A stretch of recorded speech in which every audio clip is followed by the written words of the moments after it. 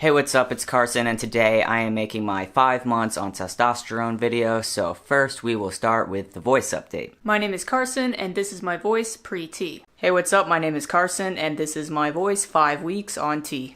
Hi, my name is Carson Harris, and this is my voice 2 months on T. Hi, my name is Carson, and I am 3 months on testosterone. Hi, my name is Carson, and this is my voice 4 months on T. Hi, my name is Carson, and this is my voice 5 months on testosterone. So my voice has dropped just a little bit since month 4. It seems a little bit low to me today than compared to yesterday, and I kind of feel like I might be getting a slight cold or something, so I don't know, but I think this is pretty close to what it is. When I made my 4-month video, I talked a lot about how I had a lot of doubts. I wasn't really sure if transition was right for me. I didn't really like the way my voice sounded.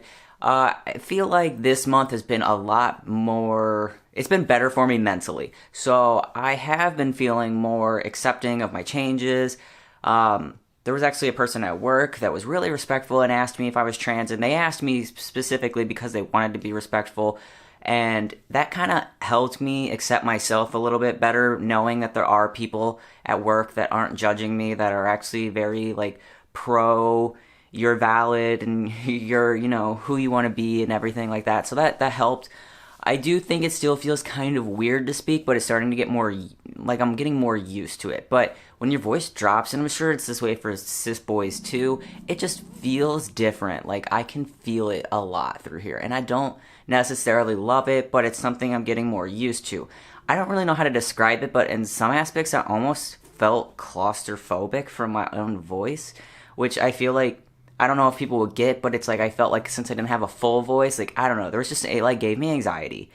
And I'm starting to feel okay, it's coming back, I'm getting my full voice, but it's still not completely full, and I probably still can't sing. And it'll probably take a while until it is where it's gonna be and where I'm used to it, but I'm getting more comfortable with it. So that's what I'm trying to explain. I don't know if I did a good job at it, but yeah, so anyway. My face, so I got a haircut yesterday, and so now you can really see my hairline, and I will say I think it has squared off a little bit, so I'll try to put up some pictures of my face, from earlier to now, but I definitely think my hairline is cut back a lot. I really don't think it used to be this far back, which I don't mind. I mean, I don't think I'm losing my hair, and I don't expect to. It doesn't run in my family on either sides at all. So yeah, I don't think that'll be an issue, but I definitely wanted a more squared off hairline, and I really want this super squared, which is hard to even see how long it is right now, because I maybe got to cut a little shorter than I usually do, but within a week or whatever, it'll probably be grown in a little more, and I'll be able to, see if that's more squared off, but I think it is, so. For other changes on my face, my skin just seems really dry and rough, and I don't like that, but I mean, I guess that's just part of being a guy. I just feel my skin texture is terrible, and I moisturize all the time, and then that kind of almost makes my skin greasy, and I just struggle. It's it's either too dry or it's too oily, but it's not oil, it's from the lotion, and I even get oil-free lotion, but I cake it on because it's just so dry at times. So yeah, I don't know. If you guys know a good face lotion, let me know, because I do have face lotion, and I have hand lotion, and sometimes I use one or the other, but yeah, I don't know, it just feels just feels different, and I don't really like it, but I mean, yeah, I guess that's just how it's gonna be. My facial hair, there's a bug in here, that's annoying. My facial hair it's still pretty similar on the top, but the bottom, okay, so last month I wasn't really sure how I felt about it. I didn't really like it. I still don't love it because it's so bad looking, but I'm starting to kind of like it. So it's so patchy. The right side, right here, I can feel this. It's thicker, it's darker, and there's just more of it. Where on this side, I can't even feel anything. If I look in the mirror, I can see it everywhere, but it's just thicker on this side. I don't even really grow any through here. I don't grow any on my sideburns, which is where I want it the most. So that's annoying. Come on, can we come through here? Because this is really what I'm wanting. No, it's just through here, and it's so patchy, and it's thin, and it's wispy. And I have some pictures up on my Instagram. I'll try to maybe put some pictures up in here. It just grows in so uneven, and I'll shave it, and I'll see 4 sprout, and then I'll see a couple others, and so it grows in like that. So I'll have some long ones, some medium ones, some short ones, and I just think it looks so terrible. So I shave it once a week, and I think I'm gonna have to bump it up to twice a week. Maybe once it starts growing in a little bit more full, I'll like it, but right now I'm just it just looks so bad. Like, it looks like a 14-year-old's, facial hair, because I guess that's, like, essentially what it is. So, yeah, there's that. I don't know if I've been taking a ton of pictures on my shoulders, but I feel like they're getting more broad. Like, when I get ready to get in the shower, I'm like, I check myself out every day, and I'm like, any changes? They look to me like they're getting more broad. I mean, when I work out, I primarily do arm workouts, and, like, I probably should do more leg workouts and more cardio, but, like, I really want, like, nice arms. And then maybe, like, when I start to get stronger here, I'll feel like, okay, maybe I should, like, catch my legs up. I don't know. That's just how I feel. I don't really know anything about working out, but yeah, I feel like they're getting a little bit broader, and I also feel like my neck might be a little bit too, and I feel like I'm starting to get just, like, a little bit of an Adam's apple. It's kind of hard to see, but I feel like sometimes if, like, the light hits it just right, it looks like it's coming in. But on the other hand, so, like, the lower part of me, I feel like still looks super female. So, like, I have, like, a pretty prominent hourglass shape, as a lot of us do. And then I carry just, like, a little bit of extra fat right on the love handle area, which in my opinion just, like, accentuates the hourglass shape. So I'm really trying to do a lot of ab workouts, a lot of torso twists, some cardio. I eat like 75% vegan these days. I'm really just trying to kill the love handles, because I feel like if I could get rid of the love handles and then maybe even, like, bulk this out a little bit, like, it'll look straighter. That might honestly take, like, 6 months or a year, because I know, like, body fat redistribution is usually one of the last changes, and it's, like, the one thing we all want first.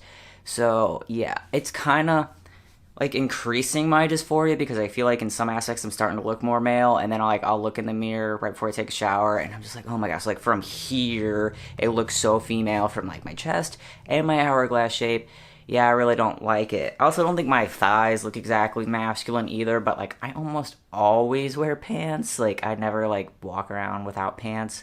And I wear longer underwear to, like, cover more of it. So, like, that's how I avoid the dysphoria, is I just keep it covered all the time. But, yeah, so, I don't have any freaking chest hair yet, which I almost, like, kind of want, just, like, a little.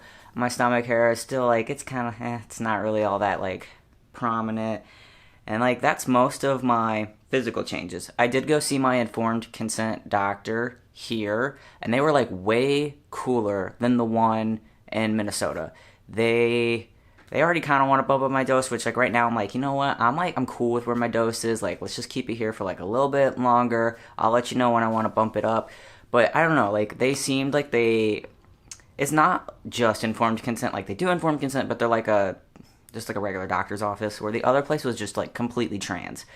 So they just, like, pump trans people in and out, and, like, they didn't seem like they really cared, like, personally get to know you. With this place, they seemed like they cared about me more, so they also referred me to, like, a mental health doctor, because they're like, are you in therapy? And I was like, no, and I would love to go to therapy, but I can't afford it. And so they're like, well, we'll try to find something that'll work with your insurance. And she referred me to a top surgery doctor in St. Louis. But I know I want to get top surgery, hopefully within, like, the next 6 to 8 months. But I don't know if I want to go to this doctor in St. Louis. Like, I might do a consult with them. I would love to just not have to go really far. But if I'm going to pay any money, or even if insurance will pick it up completely, I want to make sure that my scar placement is exactly where I want it. I mean, I don't want to say that, like, certain people's results aren't, like, ideal, but they're not ideal for me. I've seen some people's results that I would never be happy with that, especially if I paid like $4,000 or $5,000 for that. I mean, everybody, has, like, a preference, and a lot of people like Dr. Garamoni's scars. Obviously, he's, like, super popular, and I really like his scar placement, but I don't know if I can afford to pay for him because he doesn't accept insurance. So I was looking at Dr. Doolin or Dr. Moser, because both of them accept insurance. So those are the two that I was looking at mostly right now. But I'll take a look at this doctor, but she doesn't really do a ton of top surgery. She does more stuff for breast cancer, so I don't know if it's going to look exactly masculine. And there is another doctor that does top surgery in St. Louis, but I have seen some of her results, and, like, they're just not what I would want. I mean, like, if someone wants those results, like, hey, that's cool, because everybody wants something different. Like, I've seen people have the scars on top, and if they want that, like, that's cool. Some people want them, perfectly straight. Some people want them rounded. And I don't really know how much choice you get in all that because I haven't had a consult, but like I personally like mostly straight and then like curve a little bit on the pec muscle. Otherwise, completely straight's totally fine. I don't like completely rounded because to me it reminds me of like the shape of breasts. Like breasts are that shape, so like why would you want your scar to be that shape? But hey, some people like they like that. I've also seen fish mouth, which I really kind of like the scarring of fish mouth because it's different. Like, not a lot of people have it, and I've thought about doing that, which Moser does fish mouth. But there's not too many people that have had it, so there's not like a ton of pictures online of like what it's definitely going to look like. I've seen some really good fish mouth, and I've seen some that are like, they're not as good as like the one that I like, but they're like still pretty good. So there's just not a lot out there, and I don't know if I want to be like one of the like, I don't really know what it's going to look like, but hey, let's go for it. So I'll probably just do the bottom like most people do, but I really want them to be more straight. That's just me personally, but hey, everybody's got a different opinion. So yeah, anyway, and she referred me to a mental health doctor too because, so she asked me, and this is something that I've noticed a lot in my 5th month, is like how my mental health is going. So my depression down quite a bit, but the one thing that is skyrocketed, and it probably started in month 4, but like this month, it's just like, anxiety. And sometimes it's just for no reason. I would just feel anxious. I get like hot, and I'm just I don't know like why I feel so anxious, but I feel very anxious. I was like running a little bit late to my haircut yesterday, and like I was just like freaking super anxious, and I wasn't really like that before testosterone, so I don't know why. So I don't want to go on like an anti-anxiety medicine. Like part of me feels like it would probably help, and I have been on them in the past, but I'm like really anti-medicine. I don't like to take medicine for anything unless I'm about to die. Like I don't even really take a headache medicine unless it is just killing me. I'm pretty anti-medicine, so I really would just rather deal with it on my own, figure out a more natural way to calm the anxiety, maybe even through therapy rather than a medicine. But yeah, we'll see if I can, work any of that out. I haven't talked to that doctor yet, and I don't know. I still think it's going to cost a lot of money, so I don't really know if I'm even going to go through with it, but it would be kind of nice. So I also asked if there's any like trans resources in the area, because I'd really like to get into like a trans group, but she did give me one, but I'm not really sure it's exactly like what I was looking for. I don't know. There's got to be like a trans group, so yeah. I don't know how to look for these things. Like I Googled, I went on Facebook, like, isn't there like, like a support group meeting where we all meet up and we like talk about our issues? That'd be great, because there was one up in Minnesota that was offered by that trans clinic. But yeah, I'm having a little bit of a harder time finding that here. So yeah, that's pretty much all my changes, physical and mental. I would say overall, month 5 has been a lot better than month 4. I have felt like I've wanted to cry a couple times this month, but like I just can't. It's like, yeah, so testosterone makes it a lot harder to cry. I think everybody like has heard that or knows that, but yeah, sometimes I'm like, I just like need to get it out, and it just won't come out. So I'm like, I don't know, because I haven't cried in like a month or 2 now, and I feel like I could like use a good cry, and it's just stuck in there. I'm sure something will eventually make me upset enough to where I can cry, but right now it's just like, yep. So yeah, anyway. Month 5, been pretty decent, finally starting to kind of like and accept some of my changes. The only negative I would say is just like, yeah, I'm like super anxious, but hey, maybe that'll go away in time. Like, I don't know why all of a sudden I just feel super anxious. Like, I really do think it is the testosterone, because that's like the only thing that's really different. But like I said, like it took me a while to get used to my voice. Maybe I'll just like get used to the anxiety in like a couple months or whatever. So anyway, month 5, been better. It's pretty crazy that in a month it'll be half a year on testosterone. And yeah, so I'll make my next video in a month, and thanks for watching this video, and I'll see you guys later.